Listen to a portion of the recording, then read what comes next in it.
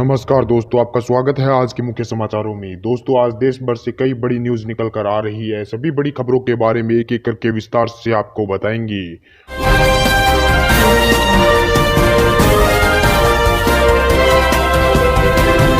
भाजपा को राजस्थान से तगड़ा झटका। कांग्रेस सरकार गिराने के आरोप में बीजेपी नेता संजय जैन भेजे गए जेल। जी दोस्तों, आपको बता दें, बिग ब्रेकिंग न्यूज सामने निकल कर आ रही है कि राजस्थान का सत्ता संग्राम अब और भी गंभीर रूप लेता जा रहा है। वहीं आपको बता दें कि राजस्थान से बीजेपी को यह तगड़ा झटका लगा है कि राजस्थान में कांग्रेस सरकार गिराने के आरोप में भाजपा नेता संजय जैन को गिरफ्तार कर जेल भेज दिया गया है।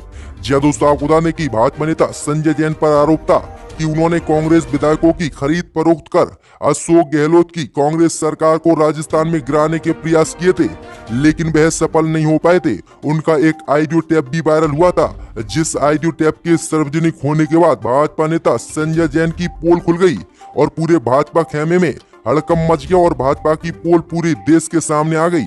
जिसके बाद ऑडियो टेप कांड में जो है राजस्थान पुलिस ने संजय जैन को गिरफ्तार कर जेल भेज दिया है। अब इसी मामले को लेकर बीजेपी भी पुलिस के पास पहुंची है और कांग्रेस के राष्ट्रीय प्रवक्ता रणदीप सुरजेवाला सहित कांग्रेस के विभिन्न नेताओं के खिलाफ एफआईआर दर्ज कराई है और भाजपा ने आरोप लगाया है कि ये बीजेपी नेताओं की छवि को खराब कर रहे हैं और परिवार दर्ज कराया है। वहीं भाजपा ने कांग्रेस के इन नेताओं के खिलाफ मानहानि और अन्य धाराओं के खिलाफ मामला दर्ज करने की मांग की है। तो ये काफी बड़ा झटका बीजेपी को लगा है राजस्थान से। इसी बीच बढ़ते दोस्तों अगली बड़ी खबर की ओर, तो दिल्ली हिंसा को लेकर आम आदमी पार्टी के सांसद संजय सिंह ने किया बड़ा दावा। कहा, मैंने पहले ही दिन कहा था कि भाजपा ने भड़काए दिल्ली में दंगे। जी दोस्तों, आपको बता दें, ये काफी बड़ी खबर सामने निकल कर आ रही है कि दिल्ली अल्पसंख्यक आयोग ने दिल्ली दंगों पर अपनी रिपोर्ट सौंपी है, जिसमें भाजपा नेताओं को दंगे का जिम्मेदार ठहराया गया है।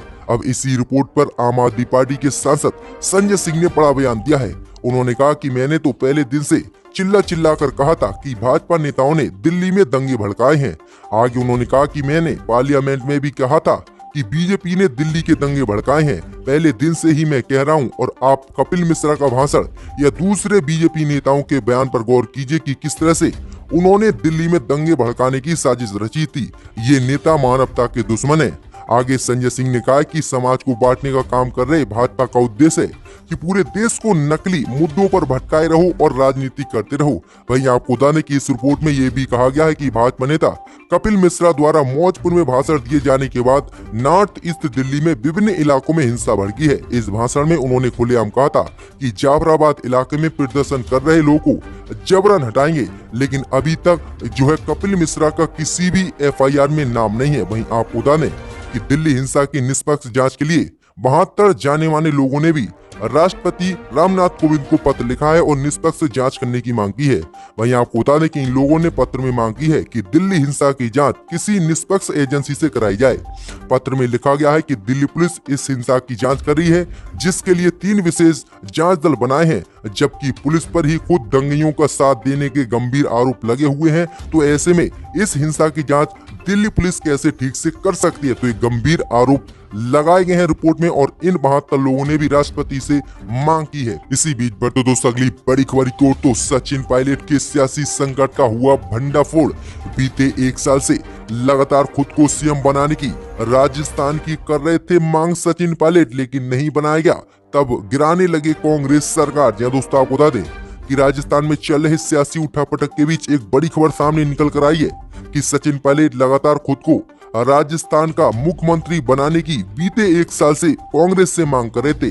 बताया जा रहा है कि उन्होंने पार्टी प्रमुख सोनिया गांधी और राहुल गांधी से मिलने तक से इनकार कर दिया था जब उन्हें राज्य का मुख्यमंत्री नहीं बनाया गया। जी हाँ दोस्तों, आपको बता दें कि सचिन पायलट चाहते थे कि उन्हें मुख्यमंत्री बनाए जाने की सार्वजनिक रूप से घोषणा की जाए और उन्होंने कहा कि अगर ये वादा नहीं किया जा सकता तो सोनिया गांधी परिवार से मिलने का उनका कोई मतवाल नहीं होगा। वहीं आपको बता दें कि अशोक गहलोत ने भी खुलासा किया था कि सचिन पायलट ने बीते 1 साल से उनसे बात तक नहीं की है, जबकि वह डिप्टी सीएम थे। ये काफी बड़ी खबर सामने निकल कर आई है। वहीं आपको बता दें कि कांग्रेस के एमएलए बलवान पुनिया ने ऐलान कर दिया है कि अगर राजस्थान में फ्लोर टेस्ट होता है तो वह सीएम गहलोत का साथ देंगे। वहीं राजस्थान कोर्ट ने भी सचिन पायलट और सचिन पायलट समर्थक विधायकों पर मंगलवार तक स्पीकर को कोई एक्शन नहीं लेने पर भी रोक लगा दिया कि मंगलवार के बाद ही जो है सीपी जोशी स्पीकर उन पर कार्रवाई करें, चाहे उनकी सदस्यता रद्द करें या फिर और कुछ। इसी बीच बढ़ते दोस्तों अगली बड़ी खबर की ओर तो योगी सरकार ने सुप्रीम कोर्ट में कहा कि विकास दुबे एनकाउंटर फर्जी नहीं। जी दोस्तों आपको बता दें कि उत्तर प्रदेश के कानपुर में अपराधी विकास दुबे एनकाउंटर का मामला सुप्रीम कोर्ट पहुंच गया है। Chief justice S A Bobde की अध्यक्षता वाली पीठ ने इसकी सुनवाई की। वहीं याचिका पर सुनवाई करते हुए विकास दुबे एनकाउंटर की उच्च स्तरीय जांच की मांग सुप्रीम कोर्ट से की गई थी। इस पर योगी सरकार ने अपनी तरफ से हलफनामा दायर कर कहा है कि अपराधी विकास दुबे का एनकाउंटर फर्जी नहीं था। पुलिस ने एनकाउंटर को लेकर सुप्रीम कोर्ट के दिशा निर्देशों का पूरी तरह से पालन किया है। मामले में अगली सुनवाई सुप्रीम कोर्ट 20 जुलाई को करेगा। जय दोस्तों आपको बता दें कि विकास दुबे एनकाउंटर होने के बाद इसको फर्जी बताया गया था और कई सवाल खड़े हुए थे, जिसके बाद इस पर उच्च स्तरीय जांच की मांग लोगों की तरफ से की गई थी। अब इसी पर योगी सरकार ने अपना बयान दायर किया है और हलफनामा दिया कि इसका एनकाउंटर फर्जी नहीं था। इसी बीच बढ़ते दोस्तों अगली बड़ी खबर की ओर तो निजामुद्दीन मरकज में शामिल थाईलैंड के 34 नागरिक जुर्माना देकर छूटे, 7 पर चलेगा मुकदमा। जी दोस्तों आपको बता दें कि निजामुद्दीन मरकज मामले में दिल्ली की साकेत कोर्ट ने थाईलैंड के 34 नागरिकों को प्ली वार्निंग के तहत अपनी गलती मानने पर जुर्माना भरने के बाद रिहा कर दिया है। कोर्ट ने दोषियों पर 6,000 रुपए का जुर्माना लगाया है।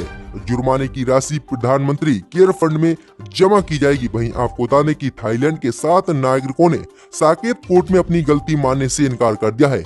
उनका कहना था कि उन्होंने कोई गलती नहीं की है, इसलिए कोर्ट के ट्रायल का सामना करना चाहते हैं। अब इन 7 लोगों के खिलाफ मुकदमा चलेगा। आपको बता दें कि महामारी के दौरान देश में लॉकडाउन के समय इन विदेशियों ने निजामुद्दीन मरकज के धार्मिक कार्यक्रम में हिस्सा लिया था और इन पर मोदी सरकार ने वीजा नियमों के उल्लंघन और महामारी फॉरेन एक्ट के उल्लंघन का आरोप लगाया था और FIR दर्ज। इसी बीच बढ़ते दोस्तों अगली बड़ी खबर की ओर तो मद्रास उच्च न्यायालय का पतंजलि को झटका, ट्रेडमार्क कोरोनिल का इस्तेमाल करने से रोक। जी दोस्तों आपको बता दें कि कोरोना के उपचार के रूप में पेश की गई योग गुरु बाबा रामदेव की पतंजलि आयुर्वेद लिमिटेड की दवा कोरोनिल को मद्रास उच्च न्यायालय से झटका लगा है और उसने कंपनी को ट्रेडमार्क कोरोनिल का इस्तेमाल करने से रोक दिया है।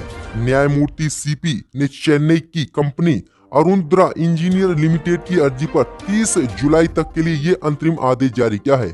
अरुंद्रा इंजीनियर लिमिटेड का कहना है कि कोरोनिल 1993 से उसका ट्रेडमार्क है और उसने ये पहले ही पंजीकरण करा लिया है, लेकिन उसके पंजीकरण के बाद फर्जी रूप से बाबा योग गुरु बाबा रामदेव ने इस दवा पर कोरोनिल को पेश किया है, जो पहले से ही हमने खरीद रखी है और हमारे पास मौजूद है। इसी को लेकर कोर्ट ने ये तगड़ा फैसला दिया है। इसी बीच बढ़ते दोस्तों अगली बड़ी खबर की ओर तो अयोध्या और राम पर आखिरकार नहीं माना नेपाल, उठाने जा रहा है बड़ा कदम, मोदी सरकार की बड़ी मुश्किलें। जब दोस्तों आपको बता दें कि नेपाल के प्रधानमंत्री KP शर्मा ओली के नेपाल के थोरी गांव को भगवान राम की असली जन्मभूमि बताने के बाद अब वहां का पुरातत्व विभाग शोध की योजना बना रहा है।